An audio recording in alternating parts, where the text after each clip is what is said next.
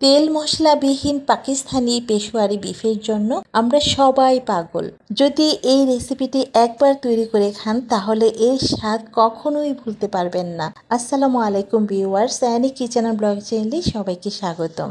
অনলাইনে দেখেছি এই রেসিপিটা এক একজন এক একভাবে তৈরি করেছে, তবে আজ আমি আপনাদেরকে পেশোয়ারি বিফের একটা অথেন্টিক রেসিপিটাই শেয়ার করব। এখন পেশোয়ারি বিফ আমি যে প্যানে রান্না করব সেই প্যানে নিয়ে নিচ্ছি 1 কেজি পরিমাণ গরুর মাংস। আর এই রেসিপিটি আপনি মাটন দিয়েও তৈরি করতে পারেন, তবে মাংসগুলো অবশ্যই চর্বি এবং হাড় সহ নিতে হবে। যদি চর্বি না থাকে মাংসে আলাদা এক্সট্রা করে চর্বি ব্যবহার করতে হবে। এর ফলে রান্নায় খুব সুন্দর একটা ফ্লেভার অ্যাড হবে এবং মাংসগুলো অনেক বেশি জুসি এবং টেস্টি হবে। আর দেখতেই পাচ্ছেন আমি এখানে হাড় এবং চর্বি সহ মাংস নিয়েছি। আর এই রান্নায় সাধারণত মাংসের পিসগুলো একটু বড় বড় করেই তৈরি করতে হয়। এখন এই মাংসের মধ্যে 1 চা চামচ লবণ দিয়ে খুব ভালোভাবে মাখিয়ে রেস্টে রেখে দিতে হবে 30 মিনিট।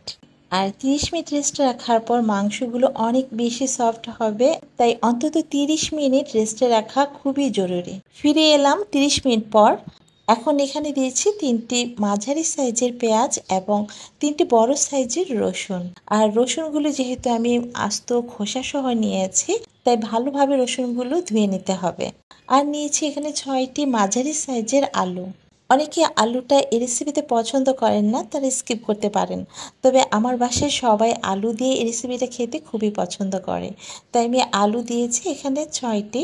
আর দিয়েছি এখানে 3টি বড় সাইজের টমেটোগুলো কিন্তু আমি আস্ত দিয়েছি, শুধু মুখটা একটু কেটে দিয়েছি। তারপর দিচ্ছি 2টি বড় সাইজের আস্ত নাগা বা বোম্বাই মরিচ। আর এতে করে কিন্তু খুব একটা ঝাল ছড়াবে না, কিন্তু খুব সুন্দর একটা ফ্লেভার পাওয়া যাবে।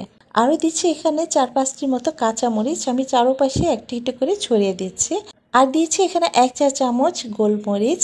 আর গোলমরিচগুলো এখানে আস্তই দিতে হবে। আর এখানে কিন্তু গোলমরিচ ছাড়া কোনো রকম মশলা ব্যবহার করা যাবে না। গরম মশলার মধ্যে শুধু গোলমরিচটাই আমি ব্যবহার করেছি। আর এতে করে খুব সুন্দর একটা ঝাল ফ্লেভার ছড়াবে। আর এখানে যেহেতু আমি আরও কিছু উপকরণ অ্যাড করেছি, তাই আবারও দিচ্ছি এখানে 1/2 চা চামচের মতো লবণ। এবং সব শেষে এখানে দিয়েছি 1 টেবিল চামচ ঘি। এই পেশোয়ারি বিফ রান্নায় অবশ্যই ঘি ব্যবহার করতে হবে, তবে কোনো রকম তেল ব্যবহার করা যাবে না। এখন প্যানটি চুলায় বসিয়ে আমি এই মাংসগুলোকে নেড়ে চেড়ে 5 থেকে 10 মিনিটের মতো কষিয়ে নেব। রেস্টুরেন্টে সাধারণত মাংসগুলো ঘি দিয়ে প্রথমে ভেজে নেয়, তারপর অন্যান্য উপকরণগুলো অ্যাড করে থাকে, তবে আমার কাছে এভাবেই সহজ মনে হয়েছে, তাই আমি রান্নাটা এভাবেই করে নিচ্ছি। আর 5 থেকে 10 মিনিটের মতো কষিয়ে নিলে দেখবেন মাংসের কাঁচা গন্ধটাও দূর হয়ে যাবে। 10 মিনিট পর দেখুন মাংসের কালারটা কিন্তু অনেকটা চেঞ্জ হয়ে এসেছে। এই পর্যায়ে আমি মাংসগুলো সিদ্ধ করার জন্য এখানে দিচ্ছি 1/2 লিটার পরিমাণ গরম পানি। আর এখানে অবশ্যই কিন্তু গরম পানিটাই ব্যবহার করতে হবে, এতে করে মাংসগুলো খুবই সফট হবে। রেস্টুরেন্টে সাধারণত এই রান্নায় কোনো রকম পানি ব্যবহার করে না, মাংস থেকে যতটুকু পানি বের হয়ে আসে সেটা দিয়েই রান্না করে। রেস্টুরেন্টে অনেকগুলো মাংস দিয়ে রান্না করে থাকে, তাই মাংস থেকে অনেক বেশি পানি বের হয়ে আসে। আমরা বাসায় সাধারণত অল্প মাংস দিয়ে রান্না করি, তাই মাংস থেকে খুব একটা বেশি কিন্তু পানি বের হয়ে আসে না, তাই অবশ্যই পানি দিয়ে এই রান্নাটা করে নিতে হবে, তাহলে মাংসগুলো খুব ভালোভাবে সিদ্ধ হবে। এখন ঢাকনা দিয়ে ঢেকে আমি 2 ঘন্টা পর্যন্ত রান্না করব। আর প্রথম থেকে শেষ পর্যন্ত চুলার হিটটা থাকবে লোতে। আর ঢাকনায় যদি এমন ছিদ্র থাকে তাহলে এই মুখটাকে বন্ধ করে দিতে হবে, যাতে ভিতরের বাষ্পটা বাহিরে বের না হতে পারে। এই রান্নাটা সাধারণত দমেই করতে হবে। আপনার কাছে যদি মনে হয় ঢাকনা চারপাশে ভাস্পটা বের হয়ে যাচ্ছে, তাহলে আপনি আটা বা ময়দা ডো বানিয়ে ঢাকনা চারপাশে মুখটা আটকেও দিতে পারেন।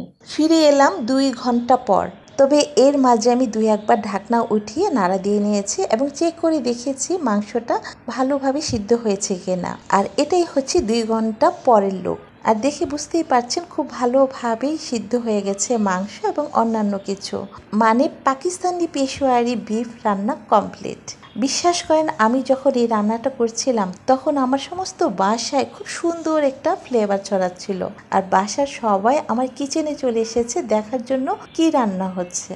এখন সব শেষে দিয়ে দিচ্ছি আবারও 1 টেবিল চামচ পরিমাণ ঘি।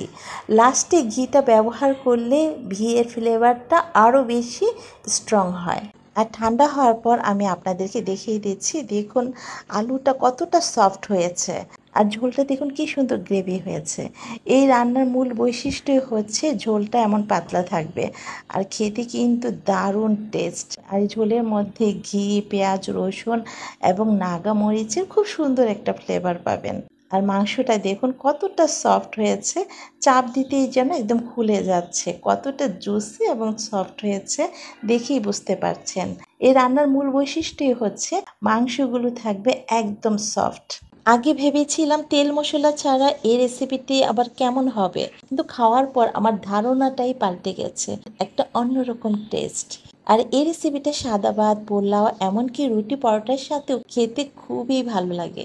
তাই আসছে ঈদে বিফ বা মাটন দিয়ে আমার এই রেসিপিটি ফলো করে একবার হলেও বাসায় ট্রাই করবেন। তো আজকের মতো এখানেই বিদায় নিচ্ছি। সবাই খুব বেশি ভালো থাকবেন এবং সুস্থ থাকবেন। আল্লাহ হাফিজ।